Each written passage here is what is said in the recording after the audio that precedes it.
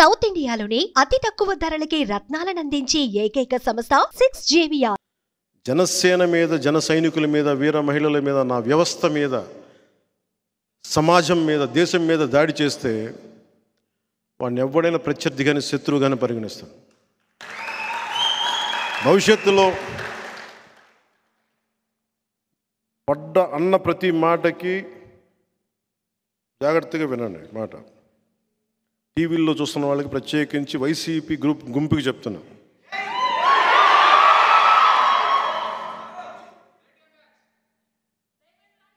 వాళ్ళ గురించి అంత మాటలు ఆలోచించండి. వాళ్ళు చాలా చిన్న మనుషులు. మీరు అనవసరంగా వాళ్ళని పెంచి పెద్ద చేస్తారు. ఈ వైసీపీకి నన్ను బద్నాం చేద్దామని ఆలోచించే ప్రతి ఒక్కరికి కూడా చెప్తున్నాను, భవిష్యత్తులో ఎవరిని వదలం. గుర్తుపెట్టుకోండి. మీరు కాళ్ళ వేళ్ల మీద పడ్డా కూడా నాకు కనికరం రాదు. గుర్తుపెట్టుకోండి. ఎవరన్నా సరే నమ్మక ద్రోహం చేశారా, అస్సలు వదిలేదు. ఎందుకంటే నేను చేసేది యుద్ధం. ఇది ఎవరిని స్పేర్ చేయను. నేను చేసేది యుద్ధం. ఇది మన పార్టీలో ఉండి కోర్టులుగా వచ్చి కోర్టులకు వెళ్ళిపోతానంటే, అలాగే 2019లో చాలామంది యువ నాయకత్వానికి సీట్లు ఇచ్చాను నేను. బాగా పనిచేశారు. ఒక పంచకర్ల సందీప్ కానీ నిలబడ్డా, ఒక టీసీ వరుణ్ కానీ, మేము తెలియపోవచ్చు. అనంతపురం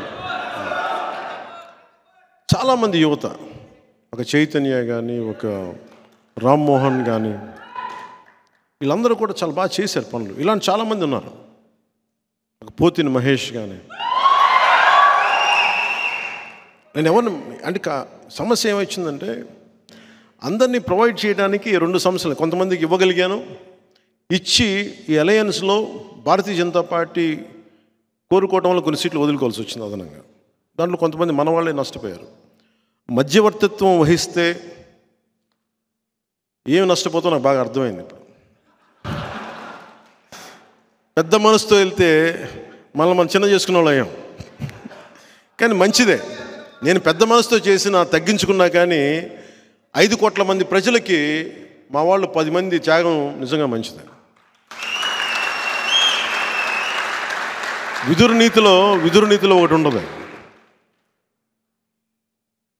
ఒక రాజ్యం కోసం, ఒక కుటుంబం కోసం ఒక వ్యక్తి,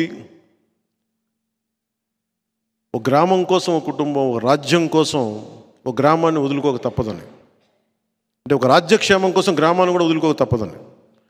అలాగే ఒకసారి మేము రాజ్యక్షేమం కోసం, ఆంధ్ర రాజ్యక్షేమం కోసం నాతో సహా మేము త్యాగాలు చేయాల్సి వచ్చింది. ఒక పార్లమెంట్ సీట్ కూడా వదులుకోవాల్సి వచ్చింది. స్వయాన మా అన్న,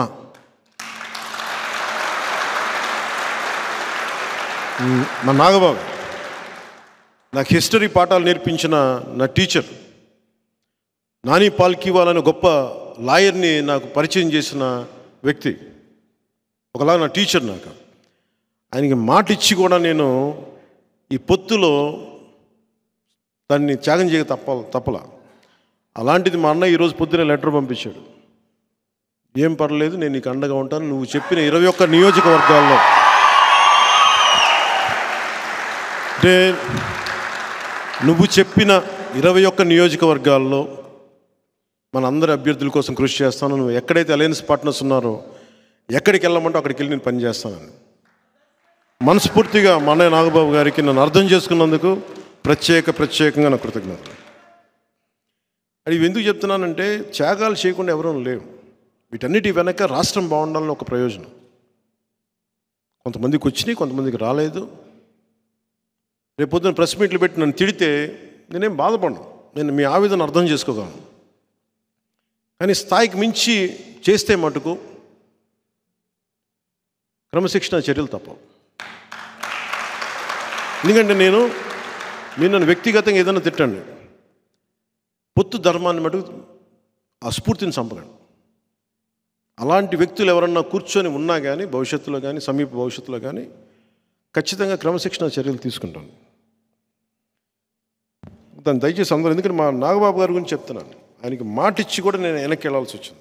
సుమన్ టీవీలో మీ పర్సనల్ అండ్ బిజినెస్ ప్రమోషన్స్ కోసం కింది నెంబర్కి కాంటాక్ట్ చేయండి.